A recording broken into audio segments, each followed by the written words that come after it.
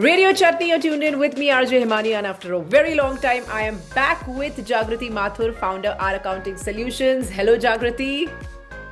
Hi, Mani. Yes, indeed, it has been long and so happy to be back. So happy to have you. How are you doing? I'm good. I'm good. Thank you. I hope you're doing well. Very well. In fact, today is a very interesting topic that we're going to cover. I believe a lot of entrepreneurs, not only entrepreneurs, a lot of individuals who are working but have startups are moving locations, moving countries. People are moving from Singapore to India, India to Singapore. When they move, they obviously want to take their business along with them. Not only when they move, but even when they are not moving, they want to explore other avenues. They want to explore more markets. They want to explore bigger opportunities of how they can maximize and optimize doing business in these two countries together. Now, this requires expansion, this requires a lot of other compliances, and that is exactly what you are going to be helping us with today, giving us more knowledge on how someone from India and Singapore can cross borders, do business in both countries while living in one country or both, whatever the option. So my very first question to you is cross-border. What is cross-border expansion?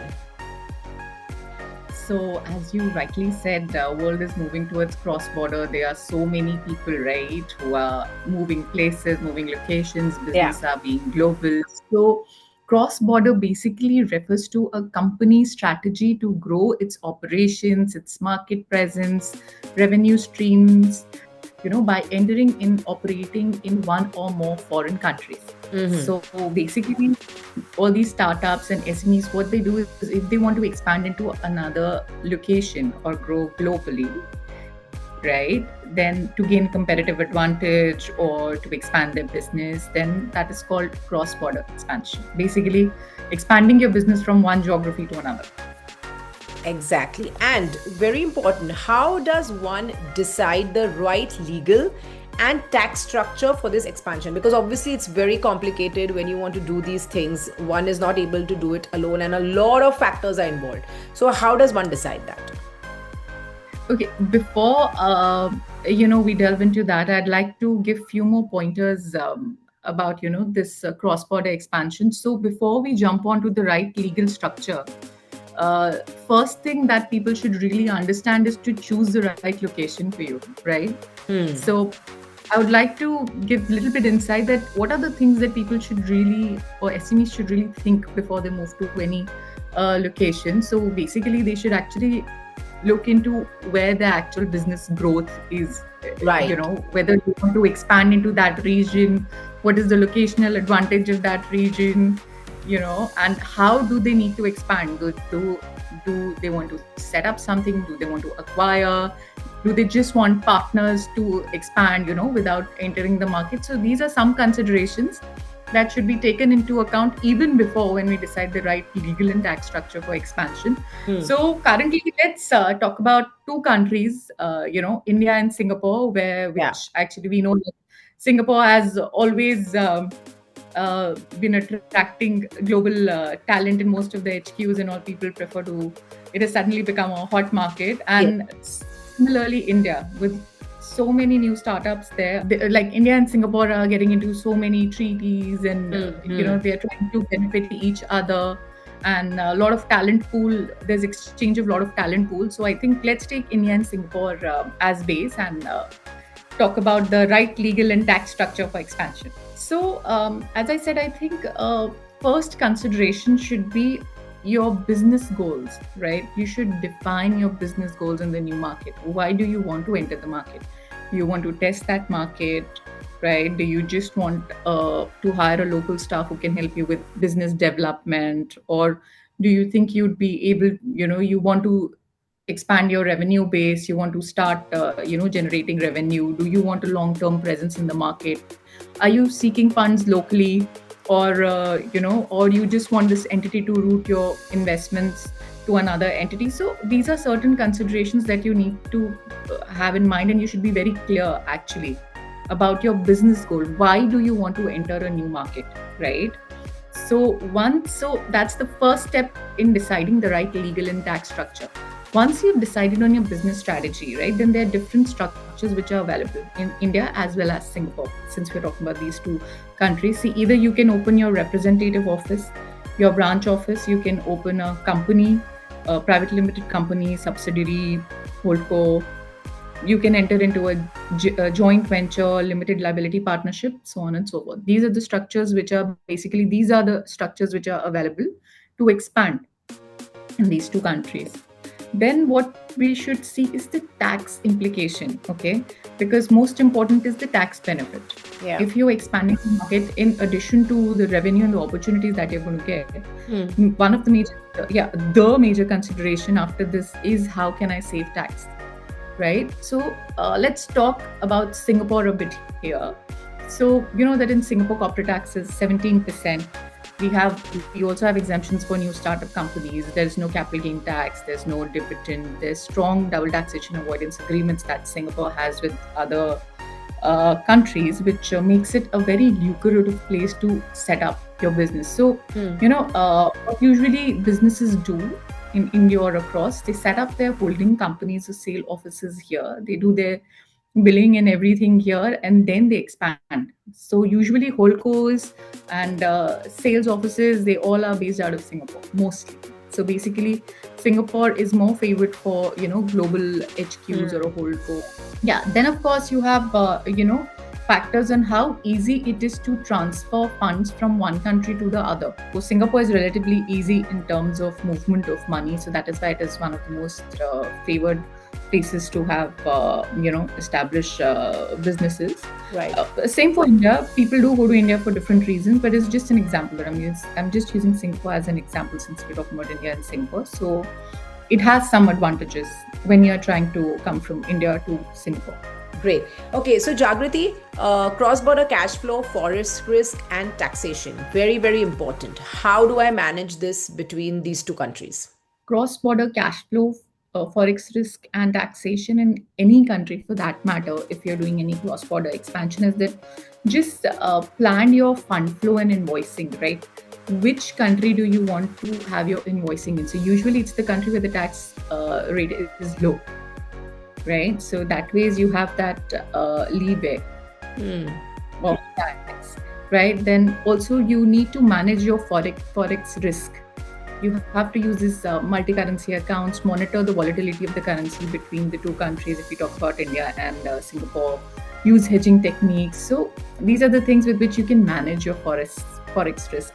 Then you have to actually structure your entity to be more tax efficient. You have to see, you have to go through the double taxation avoidance agreement, especially between India and Singapore, and see how you can use it to reduce your withholding tax. You can use, as I said, you can use Singapore as your holdco, and for easy investments, to repat funds back and everything. So these are the things that you need to do, and most importantly, make sure that your compliances, you're on top of your compliances, your regulatory compliances are done, and track and forecast your cash flow in advance, so that you know how you can plan the moment and when and where do you need the cash flow months to do. Right. Country. So that's important. Okay. And do I have to have the right local partners, the talent, advisors, of course, to support this expansion? How do I do that? Okay, so that's a very good question, Imani. Thank you for that. So, see, having a right partner is very important. So, if you have a right partner, especially in a location where you do not have a locational advantage, or you don't have an advantage, or you don't have your presence, your success of your business largely depends upon your partner, right? Or the associate that you're working with. So, if you talk about cross-border expansion, you need your accounting and tax expert, you need your legal, you need your go-to-market partner. Sometimes you need HR, partners, grant consultants, all these things. So I think the most important aspect of expansion is that you need to understand, is this partner working for me? Because when you enter a market, right, usually either we have a referral or we know somebody, then you just go with what you have. Right. And then is the time for evaluation at whether this partner is working for me or not. Right. So a couple of points which I think can work is that what you need to understand is that has this partner worked with cross-border clients before? Because if they haven't, then they really won't know the regulations. Okay, then are they, most important, are they referred to you by your trusted contact? So if a person is referred to you by a person you trust, right, and the person who has worked with that person before, then of course you have that first-hand review about how things work with your partner. Then you have to understand if they're giving you regular updates, if they're giving you sound advice, if they're making sure that things are working well for you. Are they making you more compliant and smarter, helping you take better decisions? Are they guiding you well? Are you comfortable with them, on a long term basis? So I think these are the things which can help you. And out of all these things that I told you, if the answer is like, okay, I'm getting at least 4 things out of 5 things that I've mentioned, then I think you should go ahead with your partner. You have a good partner. See, you cannot have 100%, but yeah, at least if you have 90 Yeah. these things, then your partner is good. You're good to go. Lovely. Now, before I ask you, of course, my most obvious and important question as to how can our accounting solutions help, I want you to kind of summarize this whole cross-border expansion in a few words, covering the points that you mentioned. Would you summarize this whole concept? Okay, I think in every discussion that we have, I have these 5 pointers to give at the end of the interview. I think I'll do that again. Yeah. So 5 things that you need to consider you need to do is that you need to remember is, first, define your expansion goals. Choose the right entity structure. Plan for your tax and repatriation efficiency. Manage your cash flow, forex and compliances. Make sure you have a good partner to help you with this. And definitely work with a good local advisor. As I said, you need a good partner. So manage your cash flow and work with a right partner. These would be the 5 things. Right. And the perfect partner, like a lot of people do mention, is the ease of conversation or the ease of advice that you give your clients, Jagrati, which is what we hear more often than not, that it's very easy to talk to you, to have a quick consultation with you, to kind of know what you will bring on the platter, or what is it that you offer and your company offers. So with regards to cross-border expansion, how can our accounting solutions and you help? Okay, so basically, we are happy to help. We are there for you. But with respect to cross-border, what we can help you is we can help you set up your business here. We can help you with your tax planning, your regulatory compliances. We can help you manage your payroll functions, your accounting, if you require any fractional CFO. We'd be happy to provide you those services. And if you also need a go-to-market consultant, then we can refer you to some of our consultants, partner consultants who would be happy to help you. So basically, we can provide you a complete one-stop solution for your cross-border expansion. Fantastic. And not to mention, we can help you with fund also. We have partners who help with funding businesses. So yeah, basically a one-stop solution for everything that you would need for your cross-border. Everything. So of course your contact details are here. So if anyone even wants to have a quick conversation on if they are planning or contemplating cross-border expansion, can they just call you or WhatsApp you? Yes, please call me, WhatsApp me. I'm always available for a quick chat and yeah, that's it. Always happy to help. Great. Thank you. Thank you so much, Jagrati. As always, lovely talking to you. And we do hope there's always a lot of cross-border expansion happening in a lot of avenues and areas and sectors between India and Singapore. But we hope it brings more business to both these countries and, of course, to you. Thank you. Thank you.